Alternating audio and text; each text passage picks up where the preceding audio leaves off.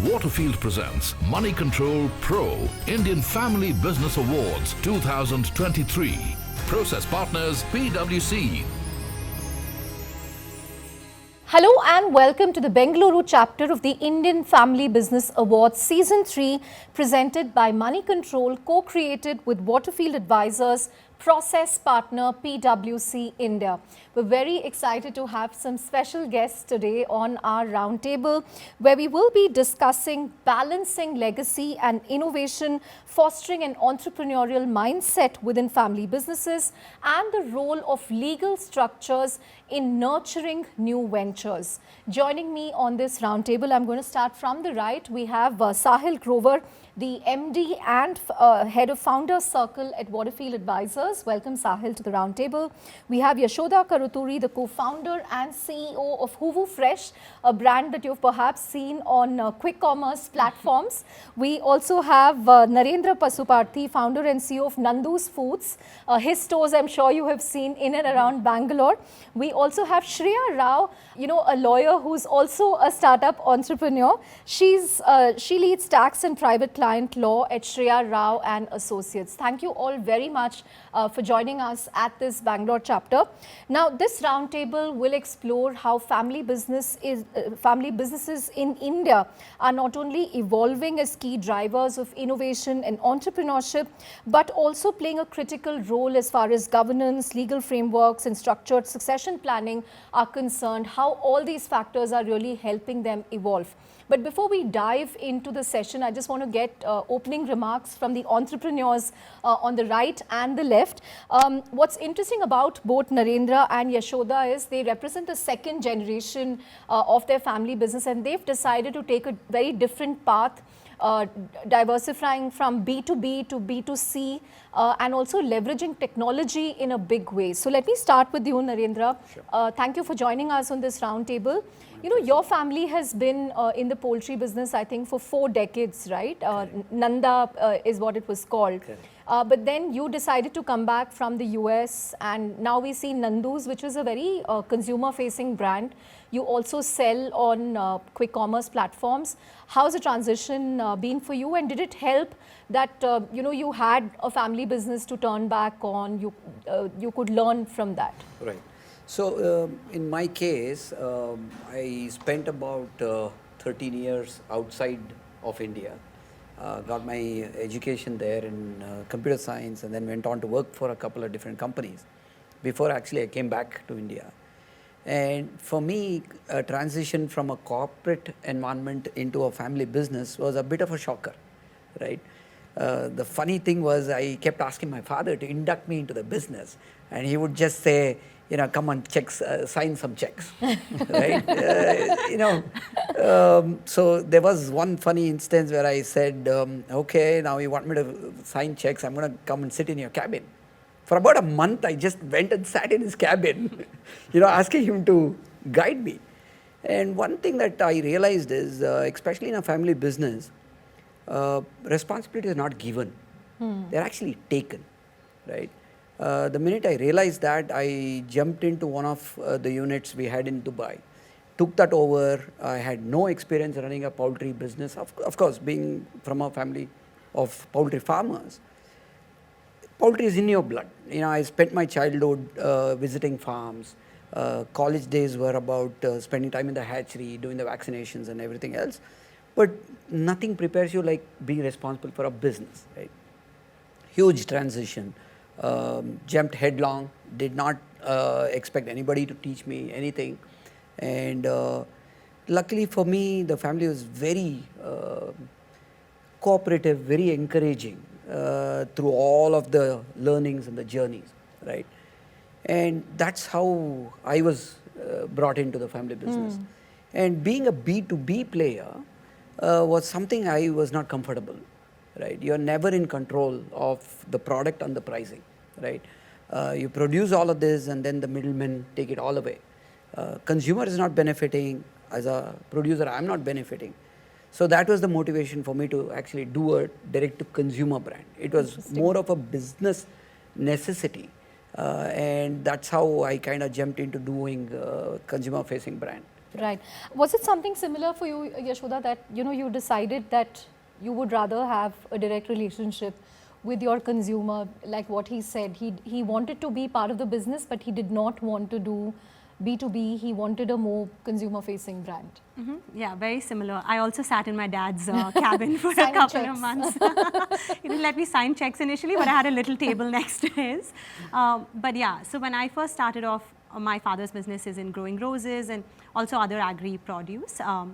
And it was very exciting, and I loved the entire supply chain side of things. But yeah, for me, I wanted to build something that was consumer facing, but also I wanted to use that experience to do something a little different. And what we realized is flowers is obviously one big space, but what my father was doing was long-stemmed roses, and the puja flower industry was actually 4 times bigger in India, and no one was really looking at that or building a brand. So we're like, rather than trying to take what he's doing and build a retail brand around it, how can we take what he's done in the rose space and do the same thing in obviously a complementary space, but where it's not done, right? And that's how we got started with Hoovu. Right.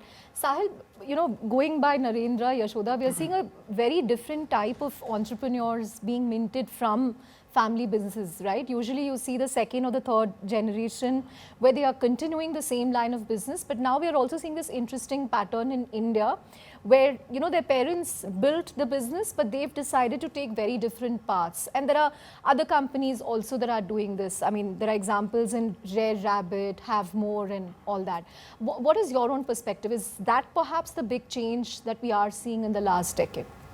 That is definitely a big change. What is also happening from a wealth management standpoint, how founders and entrepreneurs, the next gen, are thinking is way different than how the first gen was thinking. So, for example, when we work with founders, it's very, very interesting because they have a very zoomed in perspective, and they build expertise in terms of what they are doing.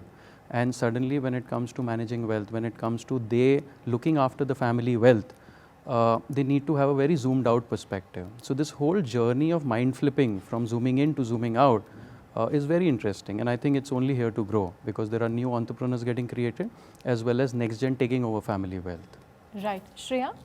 I think the biggest sort of shift that has happened in the last 20 or so years is that families have become more, some families have become more amenable to having conversations where they're saying the next gen can do something different, or the next gen can step into my shoes, and how does that have an impact on this thing that I have built and that I've been running all these years. So I think there's some very interesting things happening there and shifting dynamics.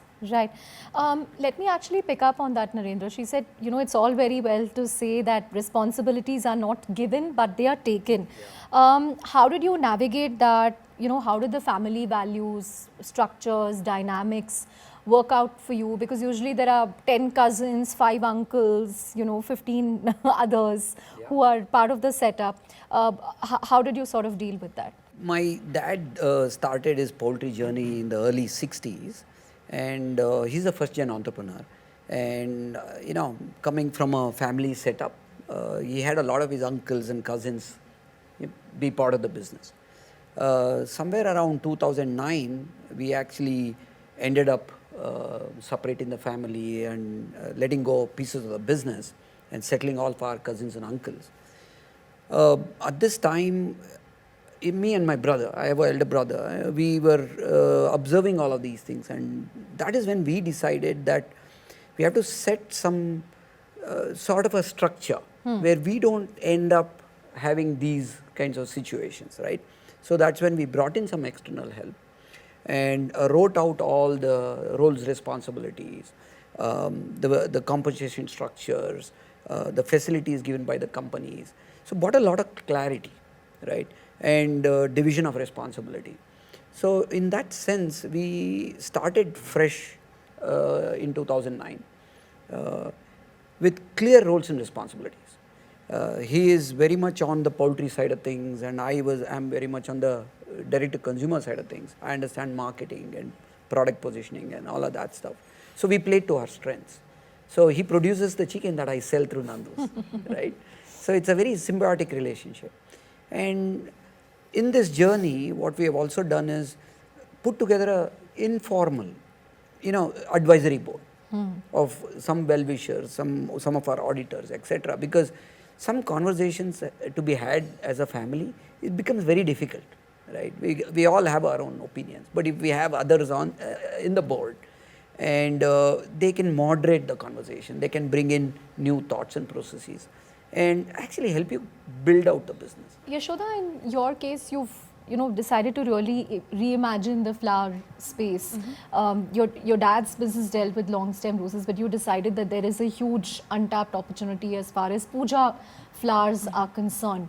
Again, how did you kind of leverage digital mediums to do that? Because usually puja flowers, I mean, there's a KR market in Bangalore, or there's a neighborhood, flower lady who you go to. Something that's a force of habit, right? But you again had to change that habit. Did it help that you're in quick com platforms where people are comfortable? How did you go about doing that? Yeah, it was interesting because so when we started, I was 25, my sister was 22, 23, right? And so we were not the users that we were building for, and this was a space that was obviously very interesting to us, but the users were so different, we had to think about things very differently. So we always say Hoovu is a fresh take on tradition.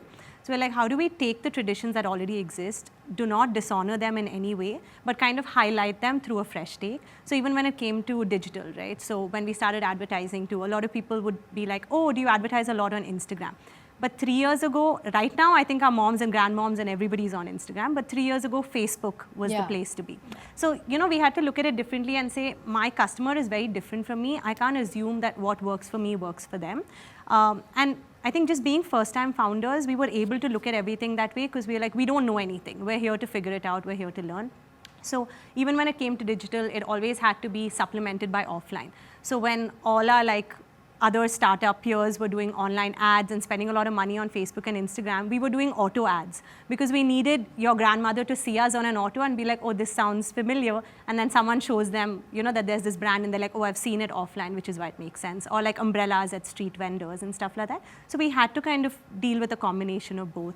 And because it's obviously something that's very emotional, right? It's not a huge wallet spend when you spend on flowers, but it's a very big emotional component for whoever does puja.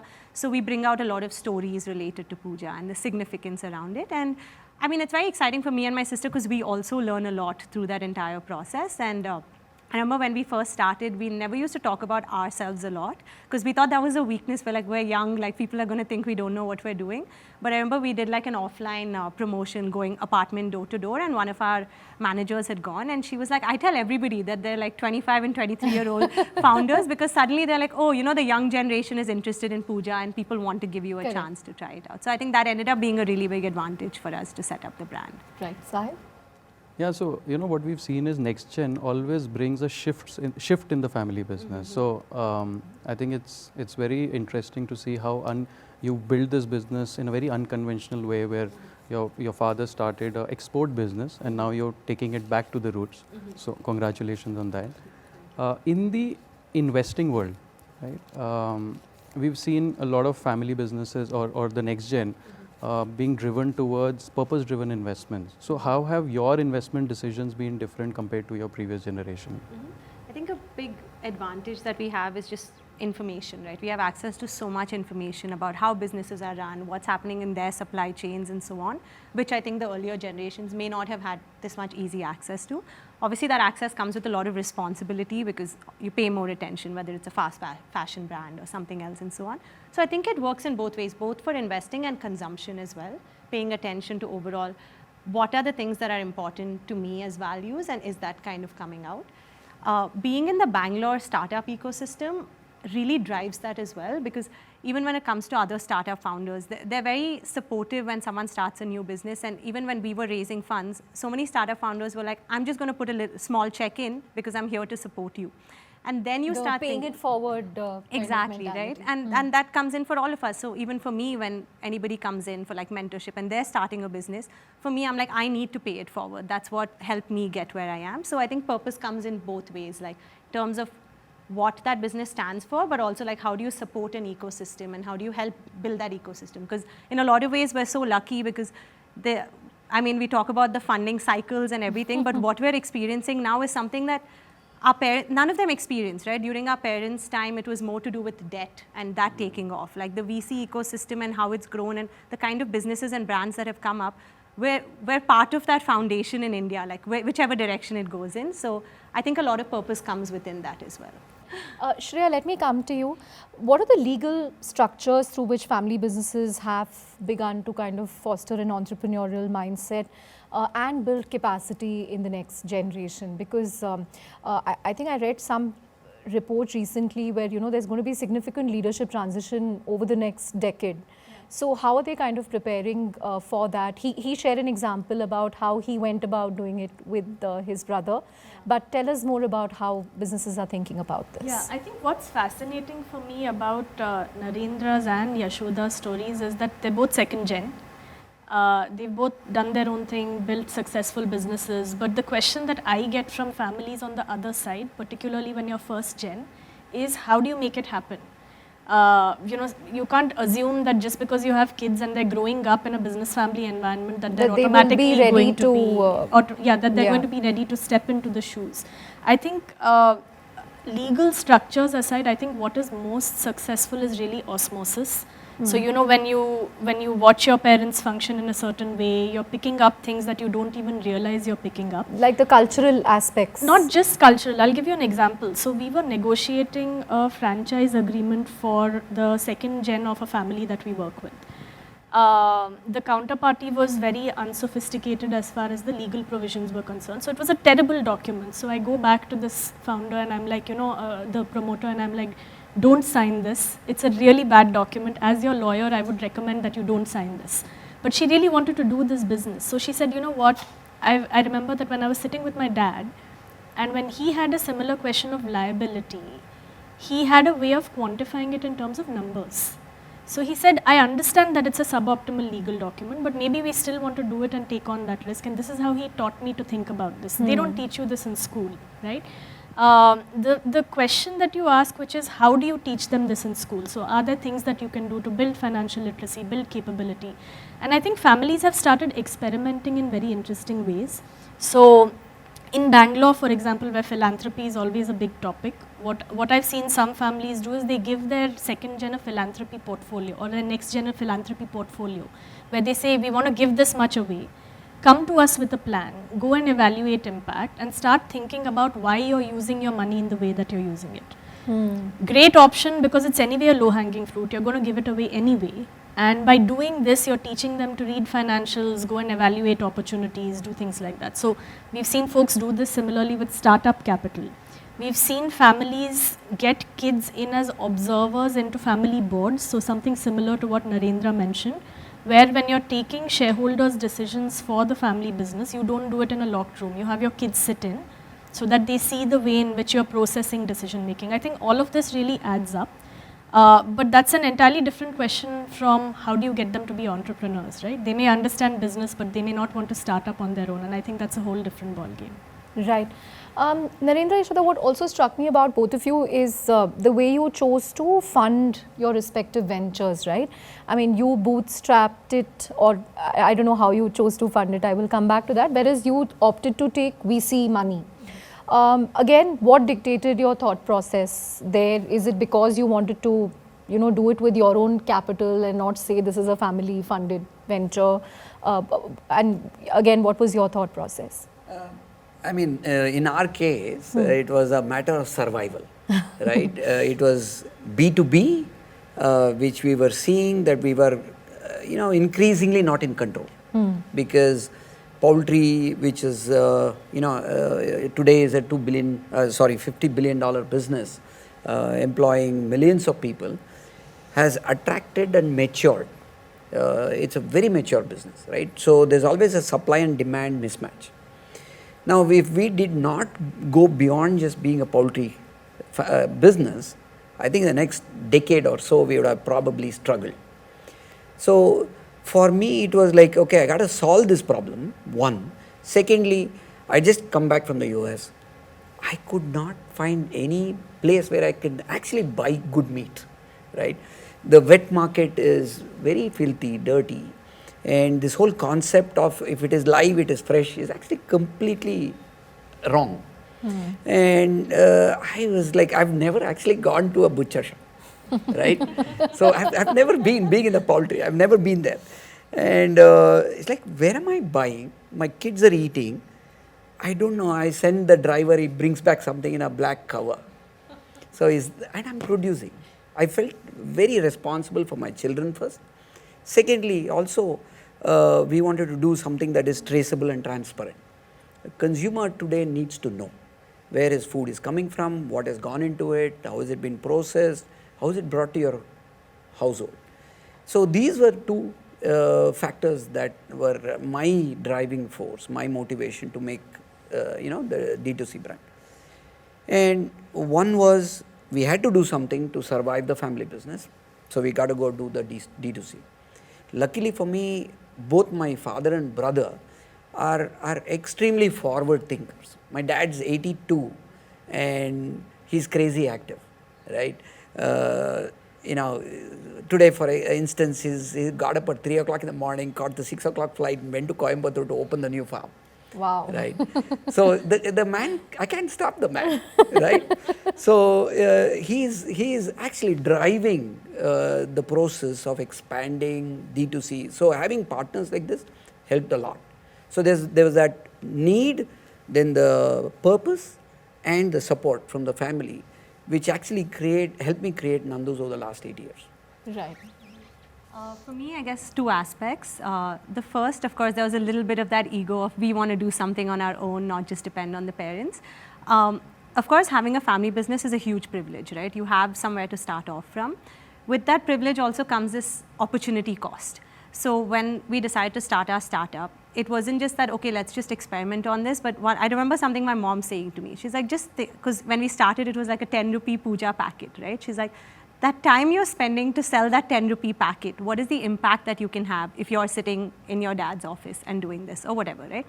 It just helped us think about our time in very different ways. So when me and my sister started, we're like, we're going to start this business. Obviously, the first few days or the first few years, that opportunity cost may not be very evident.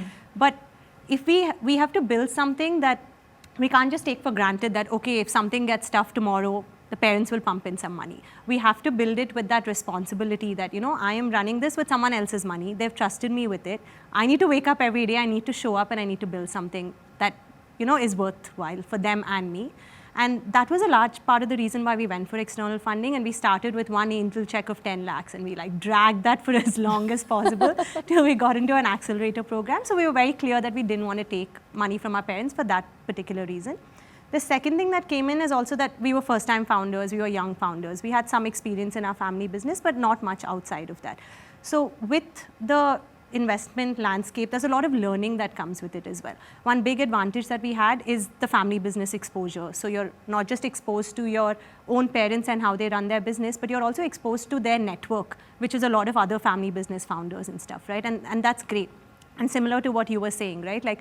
There's a lot of these soft touch points where you learn from. And one of the big things that I learned from my parents was their ability to keep learning. Whenever I would travel with my dad, he would strike up a conversation with everybody and he would know how each taxi driver would earn his income, how many rides he would do a day and so on. And in the beginning, I used to get so irritated. I was like, how much do you talk? Can we move on? But he would always be like, no, but that's how you learn, right? And that's how you understand what's happening in reality. You can read all your newspapers, you can do this, but it's those conversations that help you grow and you have to keep learning. You can never assume that you know everything about your industry or your space. And for us, going into this VC world or startup space was that huge place of learning. We come from this family business. We understand how that's run. We understand how you make one uncle sit in one place and one cousin sit there for trust basis. But how does a startup build a professionally run business? That was not something that we had an idea on. But when we entered this, then when we went through an accelerator program, all of that stuff, it gave us a totally different perspective. And then we were able to bring in both, right? Both are important. How a family business is run is extremely important. They've survived for generations. And then how do you bring in this professionalism or the D2C way of thinking? I think mixing those two was only possible if we went for this external fundraise. Right. Sahil, one other thing that I've noticed, in this whole startup VC ecosystem is one big complaint that people used to historically have is there's not enough domestic capital in India. A lot of it are foreign, funds, but that has actually changed in the last couple of years at least. We see a lot of interest from HNIs, from family offices. A lot of the recent tech IPOs, we saw so much of action in the grey market, secondary market, where family offices were snapping up shares of unlisted firms. So are we going to see more of that? Will that be a source of domestic capital going forward for some startups? Who knows? Maybe he could do a family office around as well. No, absolutely. We are not just seeing it in the unlisted market, but also in the listed market, like you rightly said. So VCs are investing because what has happened is the ecosystem has matured. What we saw 10 years back, the exit for a VC was only IPO in India. Today there are strategic sale happening, there is M&A happening, then there is IPOs. Of course, IPO as a market is probably India's one of the best IPO market today. In the I saw world. some statistic that said there were more tech IPOs in India this year than the... And then everybody is talking about reverse flipping, right? Today, ease of listing in India is actually gone up many notches what it was a couple of years back. So I think these are all steps in the right direction because having capital also allows you to innovate. 10 years back, I mean, why did we not have a moonshot in India? Because we did not have enough patient capital which can fund a business and live through that journey of the business. Today, I hope, and as we move forward, we'll have much more of that capital. So it's good for Indian ecosystem and the investing ecosystem as a whole. And family offices, are they also becoming limited partners in some of these VC funds? Is that also something that they do? Absolutely. And in fact, as a part of Founder Circle, which I lead at Waterfield, what we're also trying to create is, or rather curate, is a founders fund for these families, where families can actually come forth and build a fund in their area of expertise. So let's say today, any startup in your ecosystem would take your capital as blessing capital, and you would be able to evaluate that business from a founder and an entrepreneur's perspective as compared to a VC. Who will probably have different metrics to compare that same business. So if you start a fund in the poultry business, I'm sure you'll have many people who would want to piggyback on your expertise. So that's again another shift that we're seeing, and hopefully we'll be able to curate this founders circle, founders fund strategy. Right, Shreya, we heard from Sahil, but give us your own perspective. What kind of changes are you seeing in the way wealth is being deployed by the next generation? What do they like investing in? Do they set up offices to evaluate startups? Do they, become LPs in some of these funds? How has it changed? You didn't bring up Bitcoin, so I'm not going to deal with it. I think the one main switch is that the second gen or the next gen has now been educated abroad. They're coming back with fresh ideas. At one point, and Sahil is the best person to speak about this, but it was all about real estate and FDs and a particular category. I think real estate will be an evergreen category. Yeah, because that's one asset class which has the capacity to absorb so much of money which is getting created from the listed and the unlisted market. So I think Chandra is right, that will remain an evergreen asset. Of course. We know all the founders who own villas and all, right? And Bangalore. So. Maybe now it's switched from real estate in India to real estate overseas. Everybody wants a house in London. No, I think the one main switch is, so firstly, overseas investments. We're seeing a huge, I think the one biggest question we get from families, particularly because of the regulatory environment, is how do we make investments outside India? I think that kind of focus on diversification outside India 10, 15 years back, it was simply not as strong. Today, it's a huge question that we get. In terms of asset classes, again, I think people are becoming a little bit more experimental. They're happy to look at funds. They're happy to look at angel investments in a very big way. They're happy to look at crypto. I know I shouldn't be saying, but again, that's something that comes up a lot. So I think all of those categories are pretty active. Art we see coming up, or some of these assets that you don't hear about a lot. Collectibles come up a fair bit. So I think it's becoming a lot more mixed. I think we're out of time, so final question to the entrepreneurs, the next generation. It's often said that there's this curse of family businesses beyond the third generation, fourth generation. How do you view this? And, what in your mind are going to be the biggest challenges for both of you? Will it be from macros, the technology shift that we are seeing because of AI? What in your mind are going to be the biggest challenges for you all in the next 5 years? How do you plan to navigate them? Maybe you can start and I'll let her have the last word. So, technology is everywhere, right? Yeah. Although poultry seems like a very simple chicken business, right? It's extremely complex, the supply chain. So, we have focused on technology from the very beginning. When we did Nandu's, the very first thing that we did was we put an in-house ERP. We want to capture every single data element, right?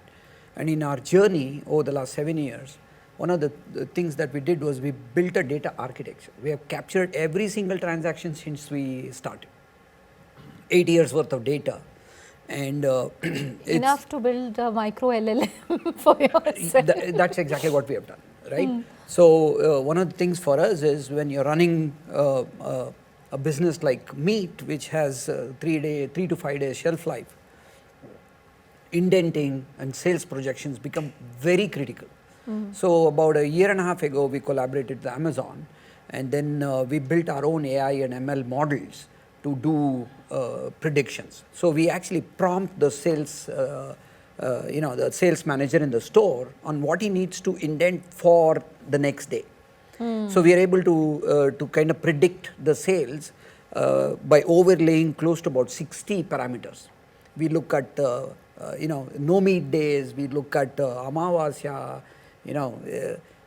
all the festivities, all of that, and then we are able to predict, right? So the model has been learning for about 6 months now, and we are able to predict to an extent of about 92% accuracy. Right. So so in that sense, tech, and of course we built the data architecture and put Power BI on top of that. So we are getting real-time data. So today we are able to calculate gross margins in our business by close of business by about 10 o'clock in the night. Wow. Right. So I think this is what's going to protect the business. Right. It's interesting because I think you can just take his model and reverse flip it, and all those things which don't work for him will work for you in the puja business. All the Amavasya and the festival days will actually be spike days It's interesting because totally on the opposite ends in that sense, but very similar in terms of the tech enablement, right? Like even for us, because when it comes to puja flowers, when we first started, there was no data available. So my sister is the CTO, and we were from the first day, we're like, how do we do this differently? We can't just go about it the unorganized way. So we started collecting a lot of data, which felt like over-engineering in the beginning, but is very useful right now. Like today, we're sitting on the only data set on flower prices in every market in the country, and in terms of harvest cycles, supply chain, so on, right? So now we're able to really use that data to then, of course, predict for festivals, the Amavasyas and Shravan Mas and everything.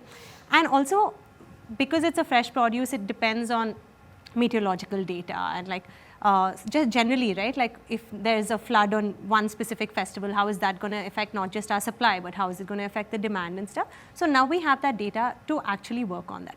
But the larger thing here, which is more important, I think, is tech is enabling us to do that, but it's more like how do you keep upskilling yourself in your own business, making yourself redundant continuously, and that's how the business tends to stay unlearning relevant. and learning. Unlearning and learning, right? So that's what I think we're focused on through tech and through marketing or through brand building. And I think that question keeps changing probably every quarter, every season, every year, but recognizing that there is a new question to solve. For us right now, our biggest channel of growth is quick commerce. But if tomorrow quick commerce stops growing, that doesn't mean that my business can stop. But when we have all of this data and we know what works and what doesn't, we then have to just find a new market for the same product, and then obviously unlearn and relearn on how to build over there. Great. On that note, Sahil, Yeshoda, Narendra and Shreya, thank you very much for joining us at this Bangalore chapter of the Indian Family Business Awards. Very interesting insights on preserving legacy and nurturing innovation at the same time. Thank you very much for joining us. Thank you. Waterfield presents Moneycontrol Pro Indian Family Business Awards 2023. Process partners, PwC.